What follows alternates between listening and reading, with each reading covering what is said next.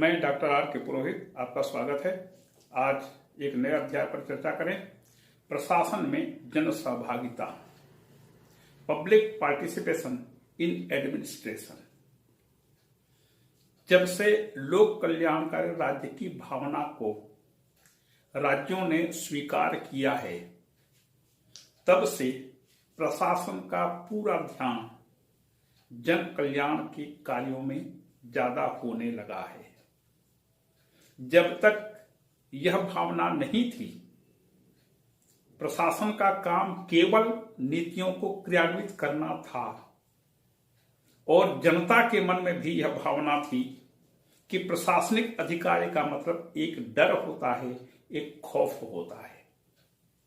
लेकिन जैसे जैसे हम आगे बढ़ने लगे सभ्यता की ओर, राज्यों ने जन कल्याण को अपना मुख्य ध्येय बनाया। इस कार्य को प्रजातांत्रिक व्यवस्था ने ज्यादा पुष्ट किया, क्योंकि प्रजातांत्रिक व्यवस्था में राजनीतिक प्रक्रिया में जनता की सक्रिय भागीदारी होती है। क्योंकि जनता जब तक वोट नहीं देगी, तब तक प्रजातांत्रिक सरकारों का गठन नहीं हो सकता। तो जनता को सक्रिय होकर के जब वोट देने के लिए कहा जाता है, तो इसका मतलब यह है कि उसे देश की राजनीतिक प्रक्रिया में एक भाग लेने का अवसर मिलता है। तो जनता अपने प्रतिनिधियों को चुनती है और ये निर्वाचित प्रतिनिधि जनता के प्रति उत्तरदायी होकर जनता पर शासन करते हैं। तो शासन को जनता के हितों में ज्यादा रुचि लेनी चाहिए और ऐसी नीतियों का निर्माण करना चाहिए जिससे जनता का सर्वांगीण विकास हो सके। यदि कोई सरकार, प्रजातांत्रिक सरकार, जनहितों की लगातार उपेक्षा करेगी, जनता के हितों की कोई परवाह नहीं करेगी, तो स्वाभाविक है अगली बार के चुनाव में जनता उसे वोट देकर के नहीं चुनेगी। परिणाम स्वरूप प्रत्येक सरकार यह सोचती है कि उसे ऐसी नीतियों का निर्माण करना चाहिए, ऐसे कानून बनाना चाहिए जिससे जनता का कल्याण होता हो। जब शासन को हम उत्तरदायी बनाते हैं, तो शासन की नीतियों को क्रियान्वित करने की जिम्मेदारी प्रशासन की होती है। तो प्रशासन को भी उत्तरदायी होना चाहिए। किसके प्रति? प्रशासन का यह उत्तरदायित्व दो प्रकार का होता है। एक अपने उच्च अधिकारी के प्रति और दूसरा उनके प्रति जिनके लिए नीतियों का निर्माण किया गया है, नीतियों को क्रियान्वित किया जा रहा है। क्योंकि प्रशासन उन नीतियों को क्रियान्वित करता है जिसका संबंध आम जनता से होता है। तो जब आम जनता के बीच प्रशासन पहुंचता है, तो आम जनता उस नीति के बारे में, उस कार्य के बारे में, उस योजना के बारे में क्या सोचती है, इसकी भी जानकारी प्रशासन को होनी चाहिए। यदि प्रशासन को समुचित जानकारी है, तो वह अपने उच्च अधिकारियों को उस कार्य के बारे में, उस जानकारी के बारे में सूचित करके उनको प्रेरित कर सकता है कि नीतियों का निर्माण इस ढंग से होना चाहिए। तो इस प्रकार से इन सब के बीच एक पारस्परिक तादात्म्य संबंध है, एक बिल्कुल सीढ़ी नुमा एक संबंध है कि जनता, राजनीतिक व्यवस्था, निर्वाचन, सरकार का गठन, कानून निर्माण, नीतियों का क्रियान्वयन मतलब प्रशासन और फिर जनता। तो ये एक सर्किल है। यह सर्किल जितना सक्रिय होगा, उतने ही देश की प्रशासनिक व्यवस्था चुस्त दुरुस्त होगी, जनता का चहुमुखी विकास होगा। तो जनता की स्वैच्छिक भागीदारी सुनिश्चित करने के लिए किसमें? नीतियों के क्रियान्वयन में।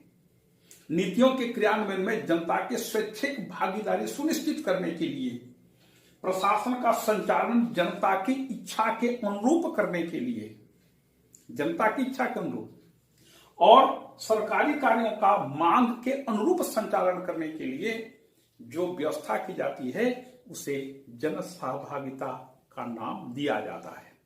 मतलब कि जनता जब तक उसमें सहभागी नहीं होगी, जनता उन कार्यों में रुचि नहीं लेगी, जनता का जब तक सहयोग नहीं मिलेगा, तब तक प्रशासन किसी भी काम को पूरी तरह से संपन्न नहीं कर सकता।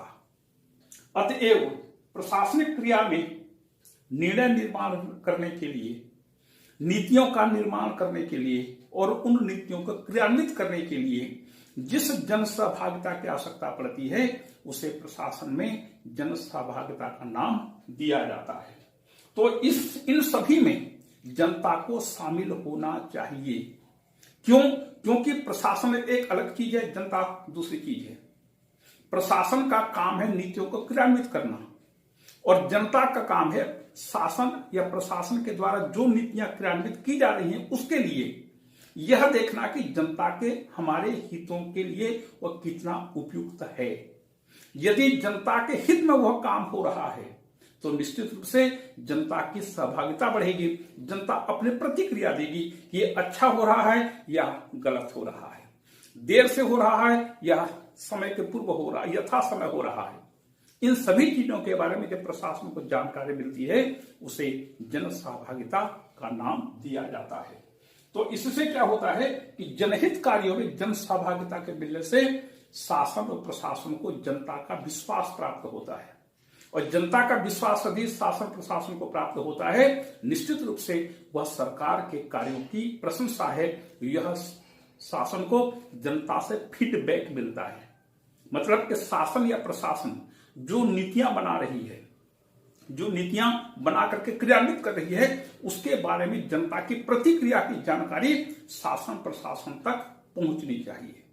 परिणाम यह होगा, यदि जनता की प्रतिक्रिया की जानकारी शासन प्रशासन के पास पहुंचेगी तो शासन प्रशासन ऐसी नीतियों का निर्माण करेंगे, ऐसे कानूनों का निर्माण करेंगे जिससे जनता का हित पूरा होता है। इसको उदासीनता से प्रशासन के निरंकुश होने की संभावना है। यदि जनता शासन प्रशासन के कार्यों में सहयोग नहीं करेगी कि प्रशासन जो भी ग्रहण को क्या करना है वो करे, यदि यह धारणा लोगों के मन में बैठेगी, मतलब इसका यह होगा कि प्रशासन निरंकुश हो सकता है, क्योंकि प्रशासन का संबंध प्रत्यक्ष संबंध जनता से होता है। इसलिए जनता को उदासीन नहीं होना चाहिए, सक्रिय होना चाहिए। जनता की उदासीनता प्रशासन को निरंकुश बना सकता है। और स्टेसिल कहते हैं परिभाषा देते हुए कि यह एक प्रकार से प्रशासन के कार्यों में जनता का हस्तक्षेप है। जनता का हस्तक्षेप, क्योंकि प्रशासन का संबंध जनता से है। प्रशासन नीतियों को क्रियान्वित करता है, तो नीतियों को क्रियान्वित कर रहा है तो यह जनता के द्वारा प्रशासन के कार्य में हस्तक्षेप है। एक छोटा सा उदाहरण लीजिए। स्कूल में पढ़ने वाले विद्यार्थियों को छात्रवृत्ति दिए जाने का प्रावधान है। अब विद्यार्थियों को छात्रवृत्ति दिए जाने का प्रावधान है, पुस्तक, गणवेश आदि निःशुल्क वितरित किए जाने की व्यवस्था है। यदि मान लीजिए प्रशासन विद्यार्थियों को आधी पढ़ाई हो जाने के बाद, जुलाई से पढ़ाई शुरू होती है, मान लीजिए नवंबर दिसंबर में वो विद्यार्थियों को पुस्तकें देते हैं, गणवेश देते हैं, स्टेशनरी देते हैं, तो विद्यार्थी उस चीज का कितना उपयोग कर पाएंगे, क्योंकि आधी पढ़ाई तो हो चुकी है। तो क्या आधे समय तक बिना पुस्तक के पढ़ेंगे, उसके बाद जब पुस्तक मिलेगी तब पढ़ेंगे? तो ऐसी स्थिति में विद्यार्थी या विद्यार्थियों के पालक शासन को कह सकते हैं कि ये जो आप पुस्तक आदि दे रहे हैं विद्यार्थियों को, या गणवेश दे रहे हैं या कुछ सुविधा दे रहे हैं, वह सत्र शुरू होते ही उनको मिल जाना चाहिए। यदि जनता उदासीन होगी, यदि पालक उदासीन होंगे, तो शासन की मनमानी बढ़ जाएगी। तो शासन के कार्यों में, प्रशासन के कार्यों में जनता की सहभागिता आवश्यक है। इसी प्रकार से सोशियल ने परिभाषित किया है, कहा है सहकारिता आम लोगों को प्रशासन में भाग लेने का अवसर प्रदान करती है। प्रशासन के कार्यों में भाग लेना, ताकि प्रशासन उन नीतियों को अच्छी तरह से क्रियान्वित कर सके, फीडबैक ले सके, मतलब कि जनता की प्रतिक्रिया प्राप्त कर सके। तो सहभागिता लोगों को प्रशासन के कार्यों में भाग लेने का अवसर प्रदान करता है। अब राजनीतिक प्रक्रिया, प्रशासनिक प्रक्रिया। जनता वोट देती है, चुनाव में भाग लेती है, चुनाव प्रचार में भाग लेती है। यह राजनीतिक प्रक्रिया में जनता की सहभागिता हुई। तो केवल वोट देना पर्याप्त नहीं है, अपितु उसे प्रशासनिक प्रक्रिया में भी भाग लेना आवश्यक है। प्रशासनिक प्रक्रिया के अंतर्गत नीतियों के क्रियान्वयन में भाग लेना चाहिए कि जैसे ही कोई योजना बन करके आम जनता के पास पहुंचती है तो आम जनता के द्वारा उसके बारे में क्या विचार है यह अभिव्यक्त होना चाहिए, ताकि प्रशासन को पता चले कि शासन की उस नीति के बारे में जनता की राय क्या है। तो राजनीतिक प्रक्रिया के साथ साथ प्रशासनिक प्रक्रिया में भी जनता को सहभागी होना आवश्यक है। आवश्यकता, जन सहभागिता की आवश्यकता क्यों पड़ती है? सबसे पहले जन भावना, जनता के विचारों और आवश्यकताओं का प्रगटीकरण होता है। जन भावना, किसी योजना के बारे में जनता क्या सोचती है, जनता की आवश्यकता क्या है, जनता के विचार क्या है, जनता की भावनाएं क्या है, इन सभी चीजों का प्रगटीकरण होता है। सहभागिता से प्रगटीकरण होता है। दूसरा, हितग्राहियों के अनुरूप नीति निर्माण और प्रशासनिक प्रक्रिया का संचालन करना। जो हितग्राही हैं, जो लाभ प्राप्त करते हैं शासन की योजना से, उनके हितों के अनुरूप शासन को नीति निर्माण के लिए बाध्य करना।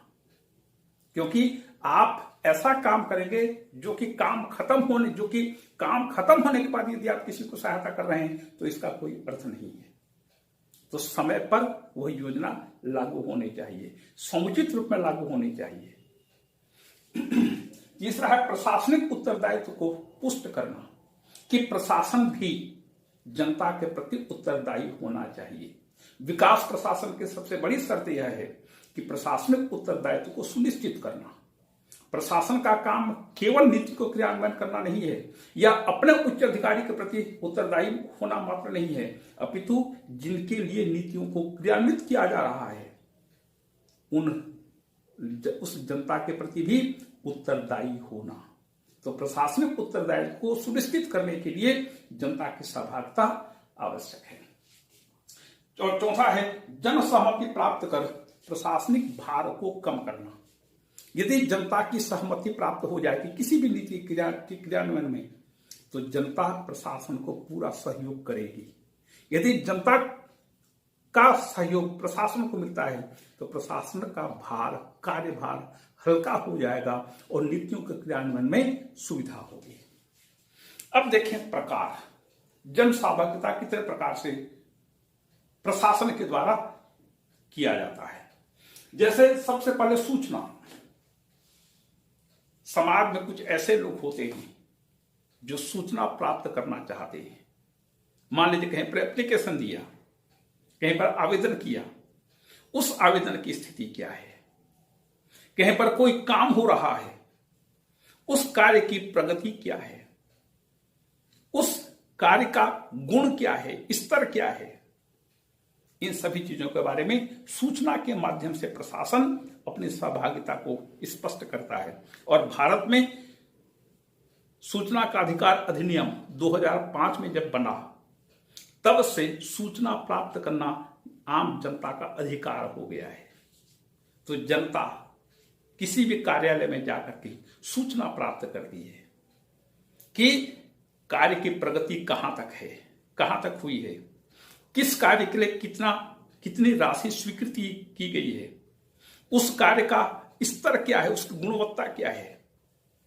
जन सूचना अधिनियम 2005। तो सूचना के माध्यम से प्रशासन अपने जन सहभागिता को पुष्ट करता है। दूसरा है सुझाव। प्रशासन जनता से सुझाव प्राप्त करता है, विचार प्राप्त करता है। पहले उसका प्रचार प्रसार किया जाता है कि ऐसा ऐसा होने वाला है। जनता अपने सुझाव प्रेरित करती है, पत्र लिखती है, विभिन्न प्रकार के सभाओं और सम्मेलनों के माध्यम से जनता अपने विचारों को व्यक्त करती है, अपने सुझाव देती है। तो इन सुझावों को प्राप्त करना, ऐसे सुझाव से प्रशासन को फीडबैक मिलता है। फीडबैक का मतलब जनता की प्रतिक्रिया, उस चीज के बारे में, उस योजना के बारे में जनता की राय जानना, इसको फीडबैक कहते हैं। तीसरा है बेहतर सेवा के लिए कार्य करना। प्रशासन बेहतर सेवा बनाए रखने के लिए जैसे हेल्पलाइन जारी करती है। मान लीजिए कहीं पर कोई काम हो रहा है, उस काम को और बेहतर बनाने के लिए हेल्पलाइन एक नंबर देती है और ग्राहक सेवाओं की स्थापना करती है। तो जनता उस ग्राहक सेवा का लाभ उठाते हैं, हेल्पलाइन के माध्यम से अपनी प्रतिक्रिया व्यक्त करते हैं। चौथा है उत्तरदायित्व। प्रशासनिक उत्तरदायित्व के लिए फीडबैक प्राप्त करने हेतु, तो ये प्रशासनिक उत्तरदायित्व के माध्यम से फीडबैक प्राप्त करना। और पांचवा सार्वजनिक सुनवाई। किसी भी मामले में मान लीजिए किसी प्रकार की गलतफहमी हो रही है या कुछ समस्या आ रही है, तो उस समस्या का निराकरण करने के लिए जन सुनवाई करना। और जन सुनवाई, जन शिकायत निवारण केंद्र की स्थापना करना। जनता वहां पर अपनी शिकायतों को दर्ज कराती है, अपनी समस्याओं को वहां पर रखती है और उनसे समाधान की उम्मीद करती है।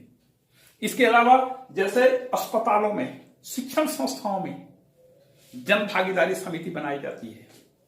जो ग्राहक हैं, जो उपभोक्ता हैं, जैसे बिजली शिकायत निवारण केंद्र होता है, बिजली जैसे बैंकों में बैंक लोकपाल होता है, यहां पर जनता की समस्याओं या ग्राहकों की समस्याओं पर विचार विमर्श होता है और ग्राहकों के हित में निर्णय लिए जाते हैं।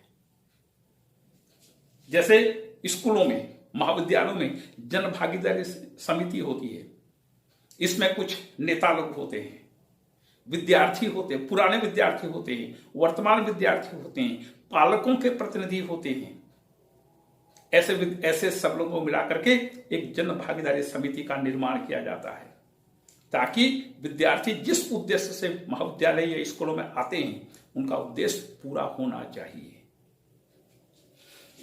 इसी प्रकार से रेलवे में भी रेलवे यात्रियों को मिलाकर के एक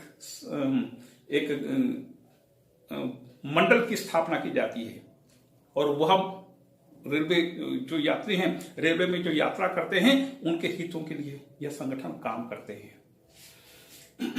और छठवां सामाजिक अंकेक्षण। सामाजिक अंकेक्षण का मतलब क्या होता है? वैसे अंकेक्षण शब्द वित्त से संबंधित है कि जो भी खर्च किया गया या जिस प्रकार से आय की प्राप्ति की गई, उनकी जांच करना। तो लेखाओं की जांच करना अंकेक्षण कहलाता है। इसे ऑडिट कहते हैं। सामाजिक अंकेक्षण इसमें जुड़ गया है। सामाजिक अंकेक्षण का मतलब होता है कि जो भी काम सरकार के द्वारा, प्रशासन के द्वारा या किसी संगठन के द्वारा किया जा रहा है, सार्वजनिक संगठन के द्वारा किया जा रहा है, उसके बारे में चर्चा करना। और इसके लिए एक सबसे बढ़िया मंच है ग्राम सभा। ग्राम पंचायतें हैं हमारे भारत में।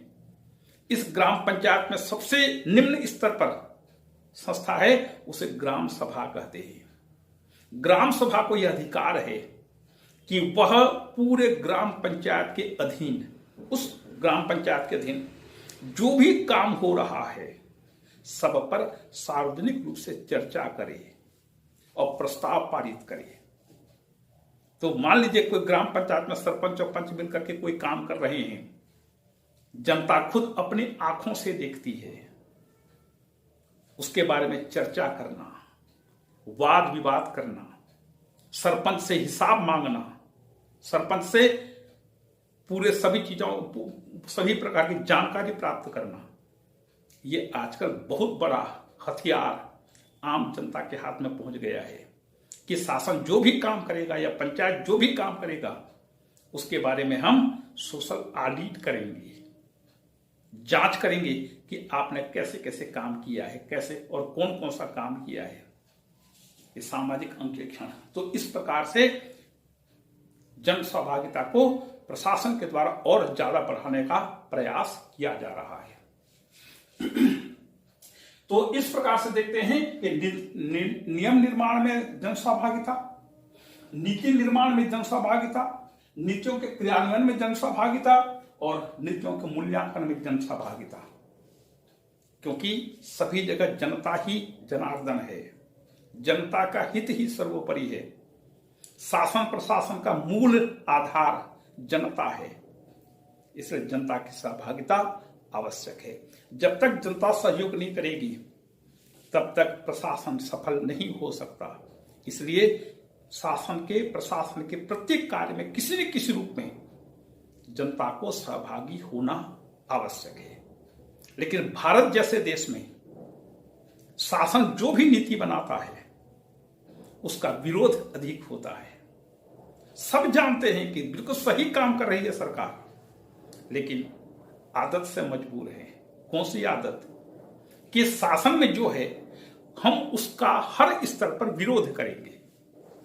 तो आजकल विरोध की नीति अधिक, विरोध की राजनीति अधिक होती है, आलोचना की राजनीति नहीं होती है। शासन जो भी करता है आलोचना होनी चाहिए।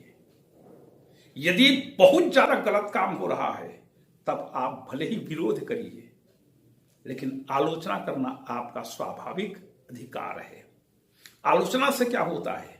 आलोचना में कौन सी चीजें सम्मिलित होती है? उस नीति की कमियां जो है, उस नीति का यदि कोई दुष्परिणाम सामने आएगा तो वो आलोचना का विषय हो सकता है। लेकिन विरोध का मतलब होता है आप जो भी कर रहे हो हम उसका विरोध करेंगे। ये अच्छी नीति नहीं है, ये अच्छी बात नहीं है। तो आलोचना होनी चाहिए, विरोध नहीं। भारत में हर काम का राजनीतिक विरोध होता है, हर काम में मीन मेख निकाला जाता है। भारत में राजनीतिक दबाव ज्यादा होता है और राजनीतिक दबाव के चलते प्रशासन असहाय हो जाता है। तो राजनीतिक दबाव इस ढंग से नहीं होना चाहिए कि प्रशासन असहाय हो जाए। प्रशासन को काम करने देना चाहिए, जनता की सहभागिता होनी चाहिए, लेकिन उसे इस स्तर पर नहीं लाना चाहिए कि प्रशासन पंगु हो जाए, प्रशासन असहाय हो जाए, हेल्पलेस हो जाए। तो ये जनता की सहभागिता है, इसे एक आंदोलन के रूप में स्वरूप दिया जाना चाहिए कि शासन जो भी करेगा हम उसे देखेंगे, हम उसको आंकेंगे, हम उसका परीक्षण करेंगे, हम देखेंगे कि उसका जनता को लाभ हो रहा है कि नहीं। जिस उद्देश्य से नीति बनाई गई है वह उद्देश्य सही है या नहीं है, उस उद्देश्य की पूर्ति हो रही है या नहीं।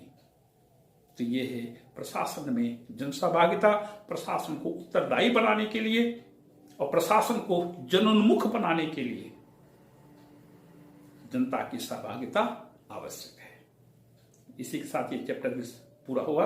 आपको धन्यवाद।